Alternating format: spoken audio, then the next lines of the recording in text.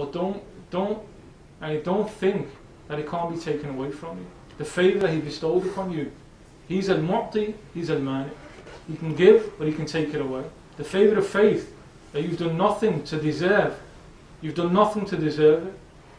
And it's one of the greatest favours, but you've done nothing to deserve it. It can be taken away if we're ungrateful. And there are people who need it, who want it, who need it. It can be given to them instead of you and I. Which is why we should appreciate the favour of being connected to Allah subhanahu wa ta'ala, the Messenger, more than anything else that we have. More than anything else that we have.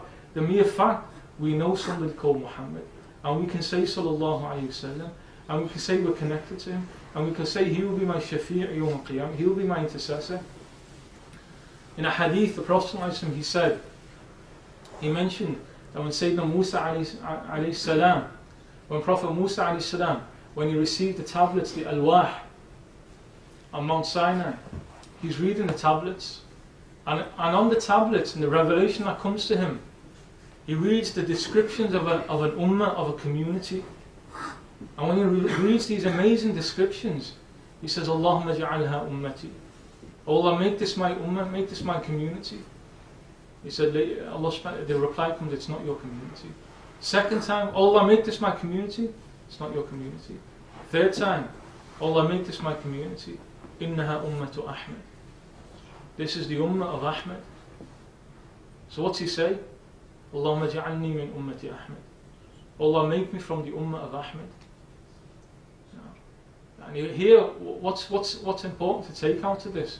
It's not the fact that the greatness of this ummah, that those who are connected to the Prophet, it's to say that Musa wanted to be part of this ummah, but he wasn't given it. You and I have been given it. You and I have been given something that one of the 5 greatest human beings who have ever lived yearned for, asked for, but he wasn't given it. To be part and connected to Sayyidina Muhammad sallallahu alaihi wasallam. Without you and I asking or trying anything, we've been given it. So appreciate that favour, lest it be taken away from us, because it can be taken away from us. Rabb al-Izzah, He can deal with us however He sees fit. He can take it away from us. Appreciate the favour that Allah subhanahu wa ta'ala has bestowed. Appreciate the favour that Muhammad sallallahu alaihi wasallam has bestowed upon us. When we start understanding that, then Sharia becomes very easy to accept. Then law becomes very easy to accept. It doesn't become difficult, because the question was, or the discussion was, about how males should interact with females. The answer is quite easy. Quite easy, and as I said at the beginning, the answer, everybody here knows it. Everybody here knows what's halal and haram. Prophet ﷺ said, Al-halalu bayyin, wal-haramu bayyin. Halal is clear, haram is clear. وَبَيْنَهُمَا أُمُورٌ مُتَشَابِهٌ وَمُشْتَبِهَاتٌ. In between there are unclear matters, but this is clear. Halal is clear, haram is clear. You don't need a mufti, an alim, a scholar to come and tell you that drinking alcohol is haram. You don't need that. You don't need some scholar to come and tell you that as a Muslim you've got to pray 5 times a day. You don't need that. That as a Muslim woman, that it's obligatory to cover herself, as the Prophet has described. You don't need anybody to tell you that. If you don't accept it, that's your business. But what's halal and haram is clear. You don't want to accept that, then you need to look at your relationship with Allah subhanahu wa ta'ala, the Messenger. Why is it that I can't submit? Why is it that I can't submit? There's factors now here that need to be considered. So when we're talking about how should a male and female interact with each other, it's clear. It's clear. And there's no point going through the details of this. Like, can a man and a woman be alone? That's clear. Be alone in complete privacy. The Prophet clearly said that. He said that if a man and woman are alone, shaitan will be the third of them.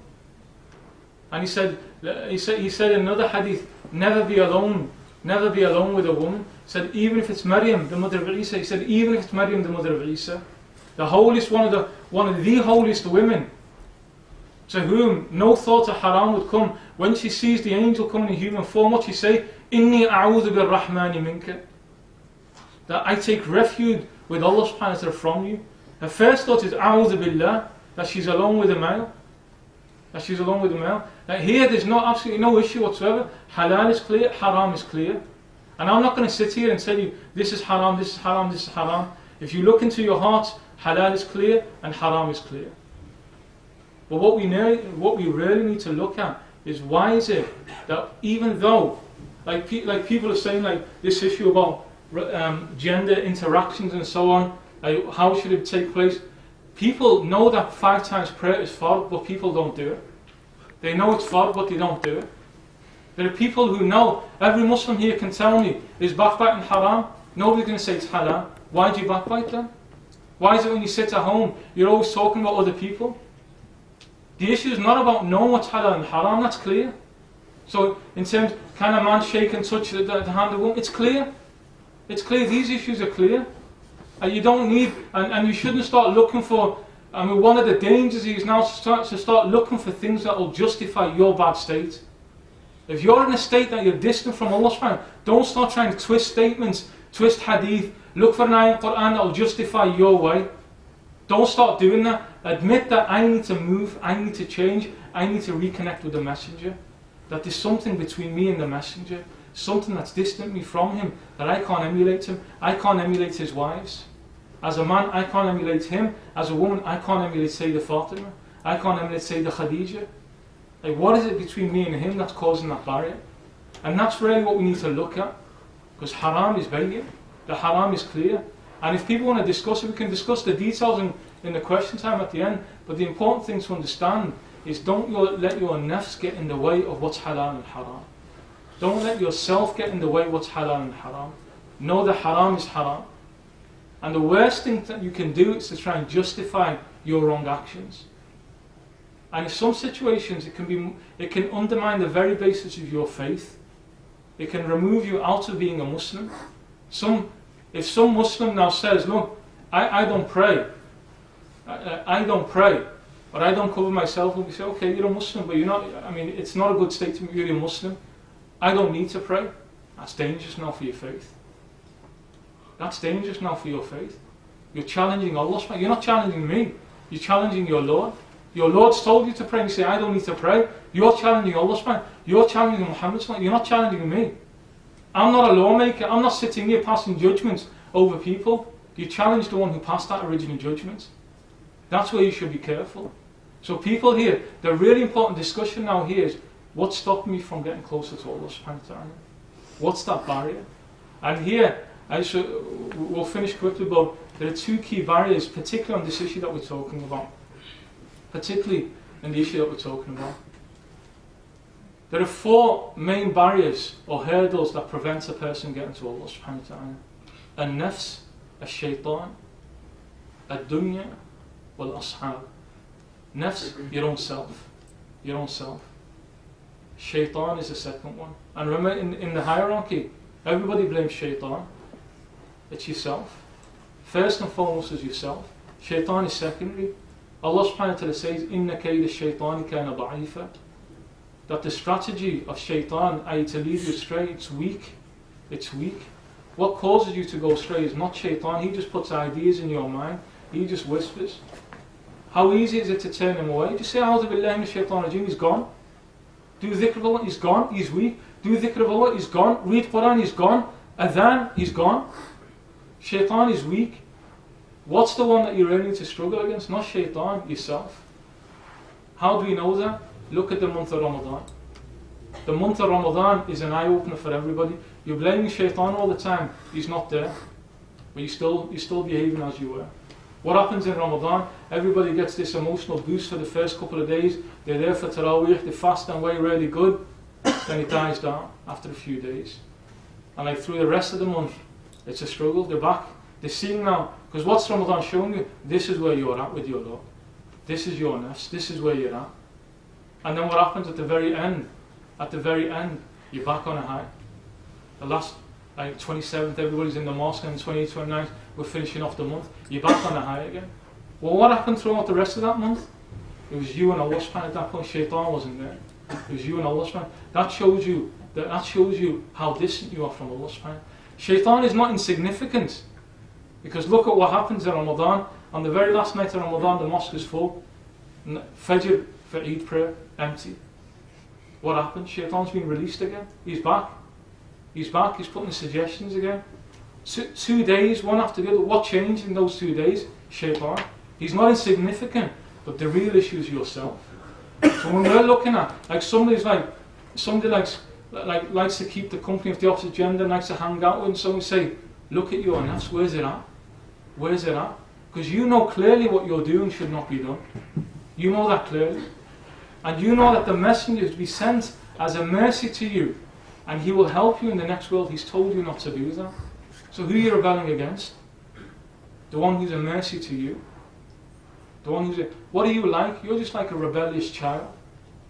A rebellious who thinks that I've got some independence, I'm free, I've got some independence. You're just behaving like a rebellious child against a loving father and mother who's trying to bring you back onto the straight and narrow. But look, who's that? Who's the one who's trying to bring you back? He's the rahmatan lil alameen. That's who you're rebelling against. That should hurt your heart when you sit down.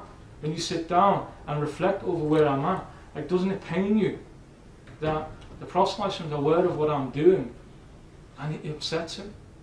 It upsets him. And unfortunately, we're from those category. Potentially, إِنَّ الَّذِينَ يُؤْذُونَ اللَّهَ وَرَسُولَهُ لَعَنَهُمُ اللَّهُ فِي الدُّنْيَا وَالْآخِرَةِ.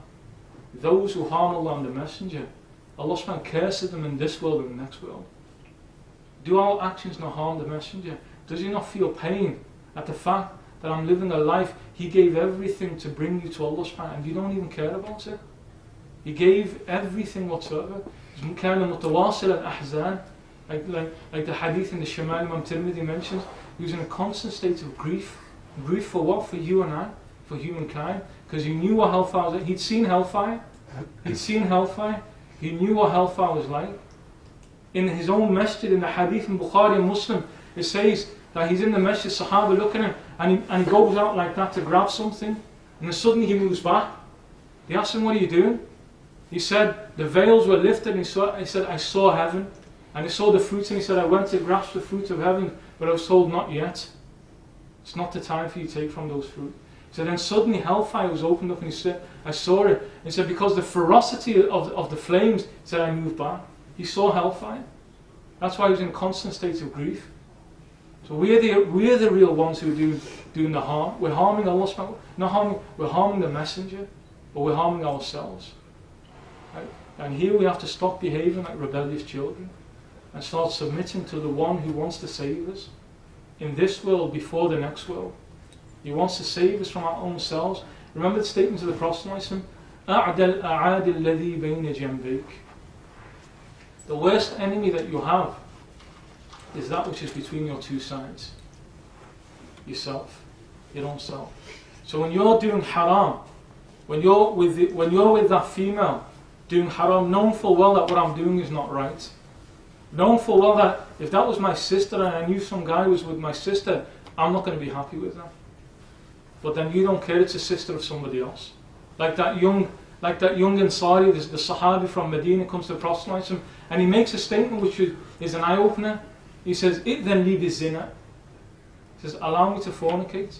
Comes to the Prophet and says, allow me to fornicate.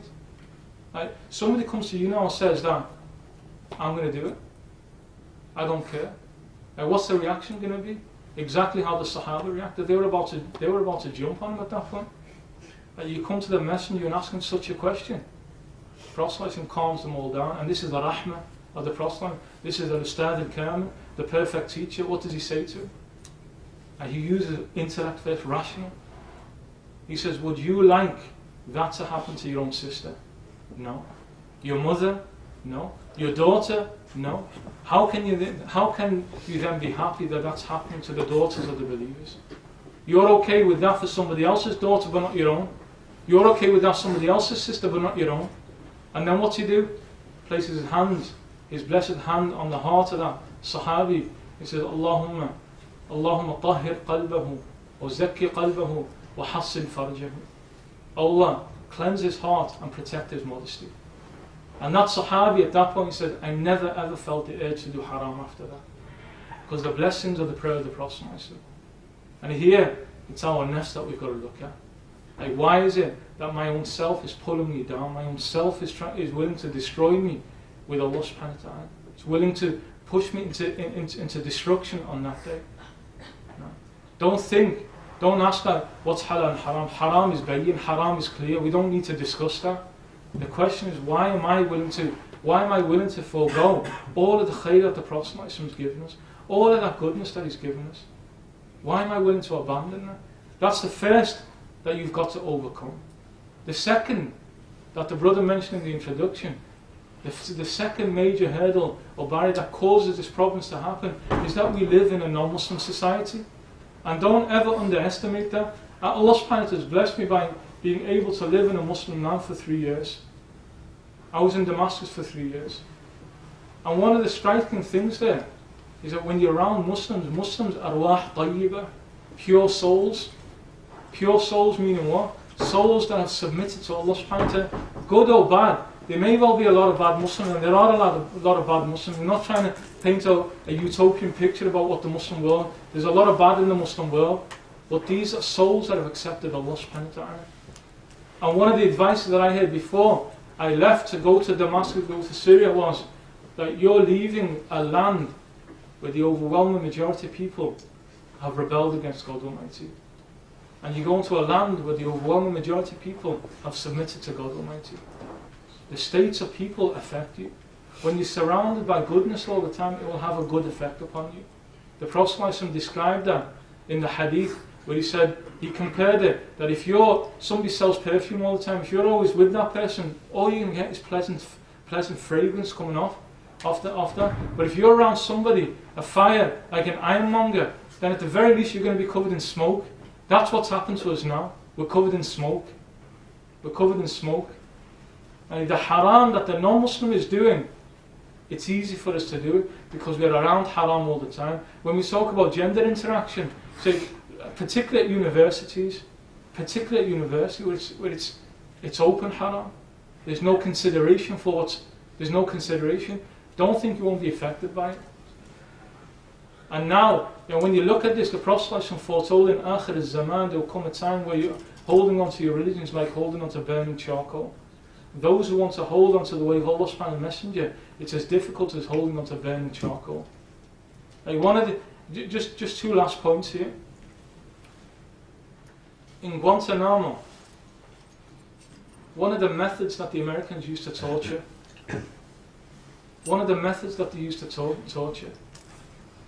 it's amazing that this method of torture.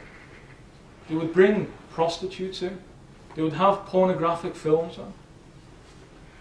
For people who came from villages in Afghanistan and Yemen, they couldn't cope with that. That was torture. This is reported. They would break down when they saw something because they'd never seen haram of that type before. That was torture for them. For Muslims from the West, it meant nothing to them. Why? Because you've been exposed to it all. You've seen it all. Exposed to all that type of haram, such that looking at a face of a woman has no effect whatsoever because you've seen far, far worse. That's why it was torture for people who've never been exposed to it. The idea of looking at something like that, for Muslims who've been captured from the West, it was absolutely normal for them. What's that tell you? You're absolutely covered in filth. We're absolutely immersed in filth. Another observation somebody made to me, it's very rare, and you probably never find a case in the West where a Muslim man or woman will get married and has never seen a person naked before. That was a norm in Muslim society. We're all exposed to haram. You'll never find a man and woman get together now, or very rare, where they've never seen something some nudity. That used to be an absolute norm. What effect does that now have in terms of your marriage? And that's something you're going to have a lecture, you're going to have a session on. Sheikh Ahmed Jamil will come and speak to you about that. But that has a powerful effect, a negative effect in your marriage. Those are thoughts that we need to consider. But ultimately, the effect of society itself, we have to understand that society has such a powerful effect upon us. Don't think that we live in a completely neutral society. We were educated in institutions. You're being educated in an institution whose primary purpose is to strip you of belief. Primary purpose of school, of college, of university, these are secular institutes. They don't give you Allah subhanahu wa ta'ala. They don't give you Rasulullah sallallahu alaihi wasallam. What's that going to do? It's going to strip away from you iman. I mean, these are things that, okay, these are necessity, these are things that are needed within society. You have to get an education, but don't think that it's neutral. Don't think that you studying 3 years in university has no effect upon your iman. It has a powerful negative effect upon your iman. So here, all I want to suggest for us all is think about these matters. Think first and foremost about our connection with Allah subhanahu wa ta'ala. Think about our connection with the Prophet, and particularly because we're entering into the month where the gift was given to us. Think about these matters. وآخر دعوانا أن الحمد لله رب العالمين صلى الله على سيدنا محمد وعلى آله وصحبه.